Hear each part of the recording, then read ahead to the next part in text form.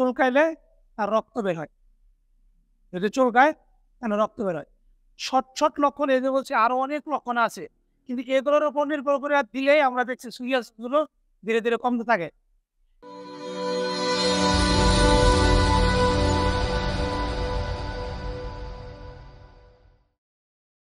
আমাদের লক্ষণের একটা জিনিস আছে, উত্তেজক কারণ, মানে কি কারণে রোগটা হলো এটা খুঁজতে হয়।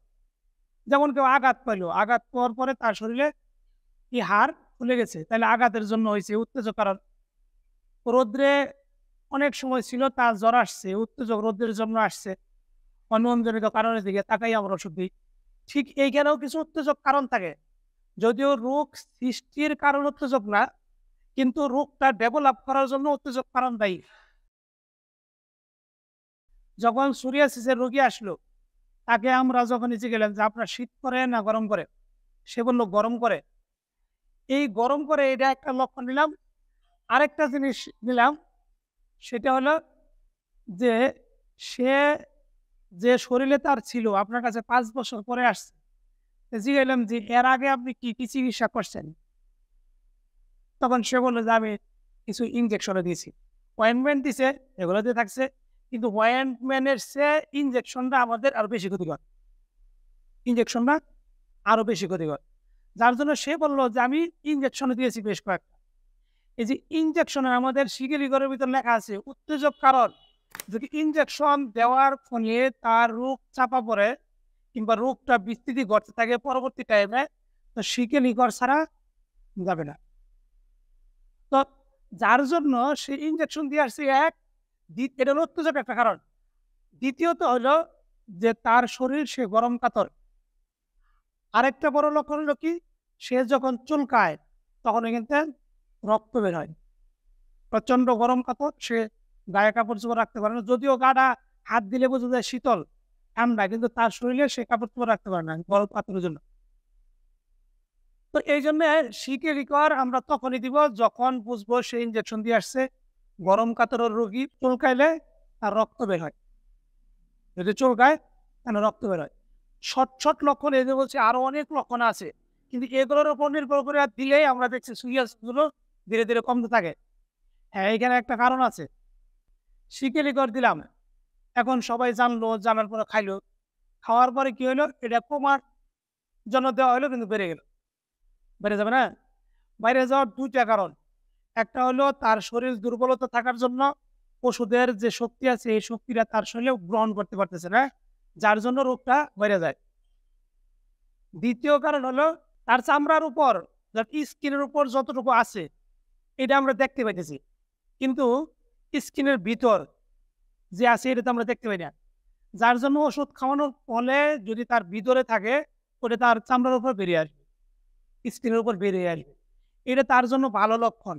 কিন্তু সে যখনই দেখে তখনই ভয় পায়, তার মনে মনে ভয় চলে আসছে অনেক বেশি বেড়ে গেল, এই জন্য সে শুধু অসুস্থ ফিল করে। নতুবা আগে এই ভিতরে যে ছিল যে পরিমাণ অশান্তি ছিল, বাইরে বের হয়ে যাওয়ার পর ওর সে 1000 গুণ কম অশান্তি, কিন্তু পরিধি যে বেশি বাইরের স্কিনের উপর, এই জন্য সে শুধু টেনশন ফিল করে। যদি বেড়েও যায় তখন আমরা মাত্রাগুলো যদি কমাই দেই তাহলেই আবার কমতে শুরু করবে। এই বেড়ে গেল কমতে শুরু করলো, এর মাঝখানে তো 2-1 সপ্তাহ টাইম লাগতে পারে, এই টাইমটায় তারা অস্বস্তি ফিল করে গেছে।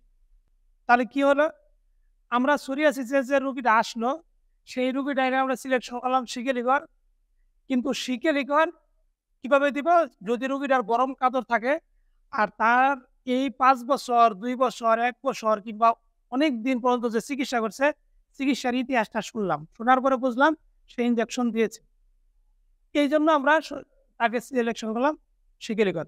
কিন্তু এটার মাত্রা আর শক্তি এগুলো আমাদের নজরে থাকতে হবে। আমরা মাত্রা দিব 1-2 বার করে সকালে বিকালে, কিন্তু M/2 থেকে শুরু করবো। M/2 থেকে শুরু না করলে শিকেলিগর লিখলাম, অন্য পাওয়ারগুলো শুরু করলে আরো উচ্চমাত্রায় বৃদ্ধি পেতে থাকবে, যার জন্য শক্তি আর মাত্রাটা খুবই গুরুত্বপূর্ণ। তাহলে দ্বিতীয় আরেকটা ওষুধের দিকে তাকান দেয়, দ্বিতীয় আরেকটা ওষুধ কি দিব, বেসিলিনাম। টিউবারকুলিনাম বেসিলিনাম কিংবা বেসিলিনাম, ওইটাতে পাইলাম কি গরম কাতর, আর এইখানে আসলো শীত কাতর, অনেক সময় গরমও করে। কিন্তু এই বেসিক নিয়মটা কখন দিব দেখেন, আমরা বললাম উত্তেজক, কারণ ওই ওষুধগুলো কি ছিল যে ইনজেকশন দেয়, ডাক্তাররা বেশিরভাগই ইনজেকশন দেয়। আর এটার ভিতরে কি আছে যে বাইরে ওয়েন্টমেন্ট ব্যবহার করার ফলে, বাইরে ওয়েন্টমেন্ট মানে কি মলম ব্যবহার করার ফলে যদি চর্মরোগ চাপা পড়ে, এই হোমিওপ্যাথিক নীতিতে ছাড়া যে ডাক্তাররা আছে তারা দ্রুত চাবে কোনো একটা ওয়েন্টমেন্ট ব্যবহার করে দাবাই দেওয়ার জন্য। আমাদের বাসায় দাবাই দেওয়া, ওদের বাসায় যে আরামে থাকা। তাহলে সব রুগীরাই বিশেষ করে ওয়েন্টমেন্ট ব্যবহার করে আসে। আর ওয়েন্টমেন্ট ব্যবহার করার জন্য আমাদের এই বেসিলিনামের উত্তেজক কারণ হলো কি যে ওয়েন্টমেন্ট ব্যবহার করার ফলে, কোনো ধরনের মলম ব্যবহার করার ফলে, চর্মরোগ চাপা পড়ার ফলে তার ভিতরে এই রোগগুলো ভালো হচ্ছে যদি বেশি বেশি ব্যবহার করে।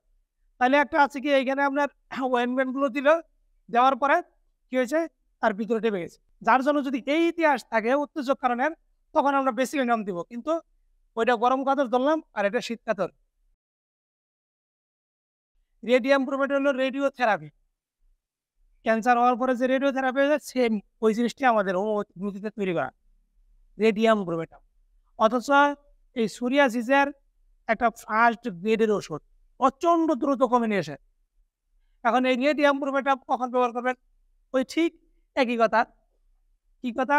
যদি এক্স রে, আলট্রাসোনোগ্রাম এগুলোর কুফলের কারণ থাকে তার ভিতর, আর যে চুলকানিগুলো হয়েছে এগুলো লাল লাল বর্ণ হয়েছে কিন্তু সারা শরীর সহ একটা ব্যথা ব্যথা ভাব হয়েছে, শরীর সহ চুলকানি, আবার শরীর সহ একটা ব্যথা ব্যথা ভাব, এটাও শীতকাতর।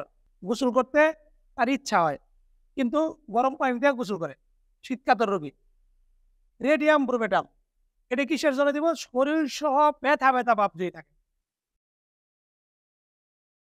খুব গুরুত্বপূর্ণ একটা মেডিসিন, খুবই গুরুত্বপূর্ণ মেডিসিন, বিশেষ করে সোরিয়াসিসের জন্য। এক্স রে কখন দিব? একই কথা, এক্স রে ভিতর আরো জটিল। আপনি কি বলছেন আলট্রাসোনোগ্রাম, এক্স রে, ইসিজি, হ্যাঁ, তারপরে এই যে অয়েন্টমেন্ট, তারপর আপনার ইনজেকশন, এগুলো সব কিছু দিয়া চর্মরোগ চাপের একটা কমপ্লেক্স আকার তৈরি করে ফেলছে। এখন আপনার শরীরের দুর্বলতা চলে আসছে। অন্য ওষুধে আপনার হোমিওপ্যাথি ওষুধে আমাদের অন্য অন্য ওষুধ খাই আসছে, আমাদের হোমিওপ্যাথি ডাক্তারদের কাছে ওষুধ খেয়ে আসছে, আসলে সঠিক ওষুধ দিয়েছে তারপর কাজ করে না। এরকম একটা প্রভাব যখন নিয়ে আসবে, আসে না আমাদের কাছে, তো প্রথমে আসবে না, আরো 2-4টা ডাক্তার দেখাই আসলো, তারা দেখলেন আপনি ভালো ওষুধ দিয়েছে কিন্তু কাজ করছে না, তখন আমরা এক্সরেটা দিব তার ভিতরের অবস্থাটা পরিবর্তন করার জন্য। অথচ দ্রুত শুকিয়ে আসবে তখন এক্সরে যদি কারো ভাগ্যে পড়ে, কিন্তু দ্রুত শুকিয়ে আসবে। এখানে কারণটা হলো কি অতিরিক্ত অন্য চিকিৎসার কুফল এবং অন্য ওষুধে কাজ না করা। আমরা আগে যে ওষুধগুলো বর্ণনাগুলো দিলাম ওই ওষুধের লক্ষণগুলো না থাকা, এটাও শীতকাতর। এক্সরেটা শীতকাতরের একটা মেডিসিন। ফসফরাস আরেক গুরুত্বপূর্ণ মেডিসিন। এর কিছু চেহারার সাথে বর্ণনা আছে, মিল আছে। এই ওষুধটা আমরা তখনই দিব মানুষকে যখন তার শরীর মানে বডি স্ট্রাকচারের সাথে একটা ম্যাচিং করার ফলে দিব। ফসফরাসটা সাধারণত এমন রোগীদের বেলায় বেশি ব্যবহার হয় যাদের চেহারা ছবি খুব সুন্দর, একটু হ্যাংলা পাতলা থাকে, খুব ফর্সা থাকে। সুন্দর বলতে আমরা যেটা বুঝি এটা না, ফর্সা আর কি, ফর্সা, স্কিনটাই সাদা, চুলগুলাও ওই স্কিনের সাথে ম্যাচিং, এরকম যখন থাকবে তখন এদের শরীরে যে সোরিয়াসিস গুলো আসবে, লাল লাল বর্ণ আসবে, একটু ফোলা ফোলা ভাব আসবে। কিন্তু ওইগুলো যদি ঠান্ডা কিছু দেয় সে আরাম পাবে। এটাও শীতকাতর রোগী। শর্ট শর্ট লক্ষণই জানেন, বেশি জানতে পারি, এতটুকুর ভিতর পার্থক্য করে দিতে হবে। আমি এগুলো দেওয়ার পরে এমন কয়েকটা রোগী আসছে, প্রথম এক মহিলা এইদিকে টাঙ্গাইল থাকে, খুব অস্থির হয়ে গেলো, কানতে কানতে আমার এই চেম্বার শেষ, বাচ্চার হয়েছে, ডাক্তার বলেছে এগুলো ভালো হয় না, খুব চিন্তার বিষয়, ছোট বাচ্চা। তো ওই সময় ছবি টবি অনেক দিল। এইবার আসছে মাঝখানে একবার ওষুধ দিয়েছে, ওষুধ দিতে হচ্ছে কমে আসছে, এইবার আসছে ভালো হয়ে গেছে, এখন আর খাওয়াও কিনা খুব অল্প টাইমে ভালো হয়েছে এত দ্রুত। ফসফরাসের ম্যাজিক। তাহলে কি লক্ষণে দিলাম? ওকে চেহারা বডি স্ট্রাকচার এক, আর দ্বিতীয়ত ঠান্ডা দিলে একটু আরাম হতো, আর সে শীতকাতর রোগী।